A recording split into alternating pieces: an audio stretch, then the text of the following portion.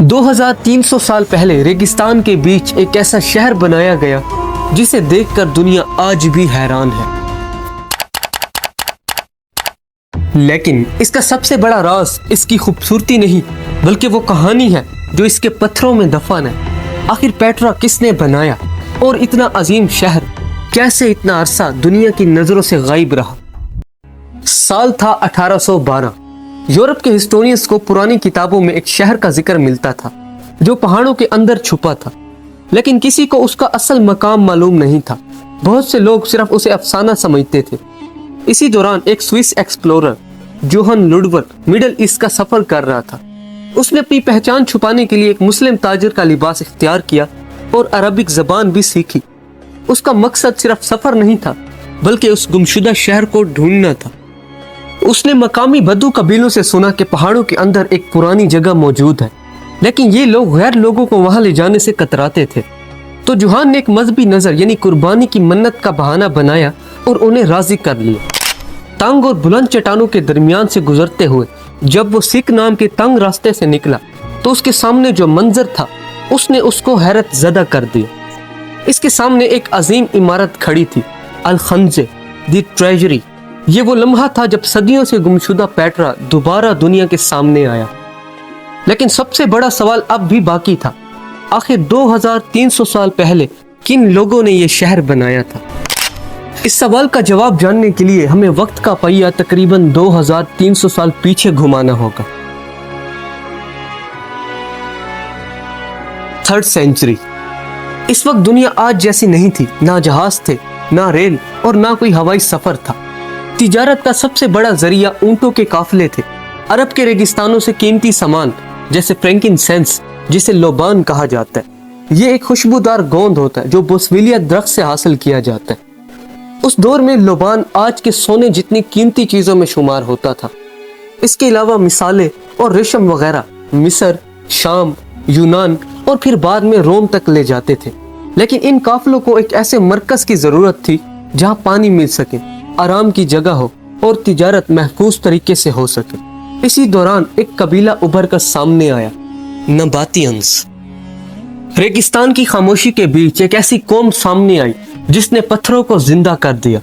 इन्होंने सिर्फ एक शहर नहीं बनाया बल्कि तिजारत की एक ऐसी सल्तनत खड़ी की जिसने उस वक्त पूरी दुनिया की तवज्जो अपनी तरफ कर ली।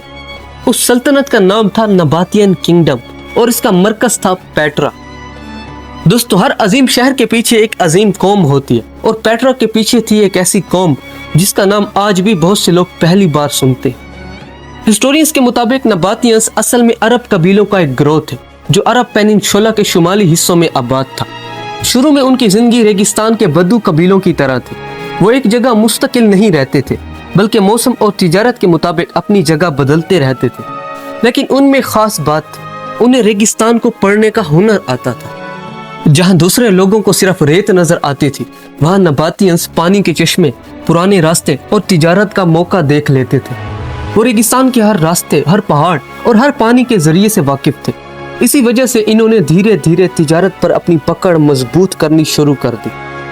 अरबिया से निकलने वाले कीमती सामान जैसे फ्रैंकिनसेंस, मिसाले और कीमती कपड़े इन्हीं के काफिलों के जरिए शाम, मिस्र और बाद में रोम तक पहुंचते थे। हर सफर के साथ उनकी दौलत भी बढ़ती गई। लेकिन नबातियां सिर्फ ताजिर नहीं थे, वो बेहतरीन इंजीनियर्स, आर्किटेक्ट्स और प्लानर भी थे। इन्होंने रेगिस्तान के दरमियान एक ऐसा शहर बसाने का फैसला किया जो सिर्फ उनका घर नहीं बल्कि पूरी तिजारत का मरकज बन सके, और इसी फैसले ने पेट्रा को जन्म दिया। आज भी आर्कियोलॉजिस्ट हैरान हैं कि एक नोमैडिक कौम इतनी कम मुद्दत में इतनी एडवांस सिविलाइजेशन कैसे बना गई। इन सब के साथ साथ दोस्तों, एक सवाल ये भी पैदा होता है कि आखिर नबातियंस ने इस जगह को ही क्यों चुना। इसका जवाब आपको इसकी जियोग्राफी में मिलेगा।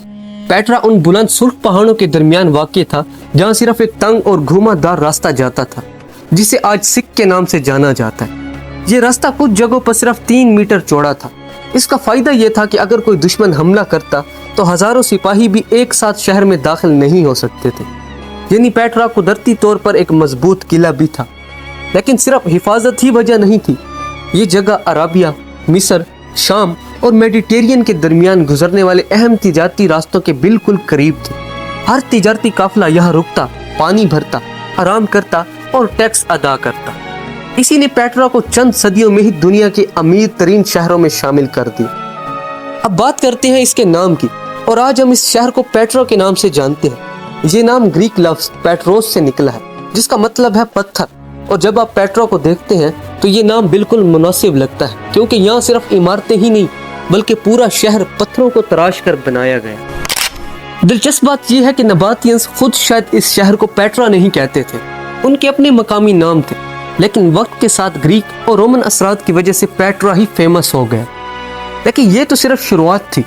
असल हैरानी तब शुरू होती है जब हम देखते हैं कि 2300 साल पहले लोगों ने बिना मॉडर्न मशीनरी के पूरे पहाड़ को काट कर ऐसा शहर कैसे बनाया। ये सवाल बहुत इंटरेस्टिंग है और इसी चीज ने आर्कियोलॉजिस्ट को भी सालों तक हैरान रखा। लेकिन आज रिसर्च की बेस पर हमें काफी हद तक पता है कि पेट्रा को किस तरह बनाया गया था। 2300 साल पहले जब ना क्रेन्स थी और ना कोई मॉडर्न मशीनरी, तो आखिर इस अजीम शहर को तराशा कैसे गया। आर्कियोलॉजिस्ट के मुताबिक नबाती इंजीनियर सबसे पहले ऐसी सैंडस्टोन की चट्टानें ढूंढते थे जो मजबूत भी हों और तराशने में भी आसान हो। इसलिए पेट्रा के सुर्ख पत्थर मुंतखब किए गए। इनकी स्टडी से पता चलता है कि काम शुरू करने से पहले इमारत का नक्शा तैयार किया जाता था। चट्टान पर नाप तोल और निशान लगाए जाते ताकि हर हिस्सा बिल्कुल सिमेट्रिकल बने। सबसे हैरत अंगेज बात यह थी कि काम नीचे से नहीं बल्कि ऊपर से शुरू होता था।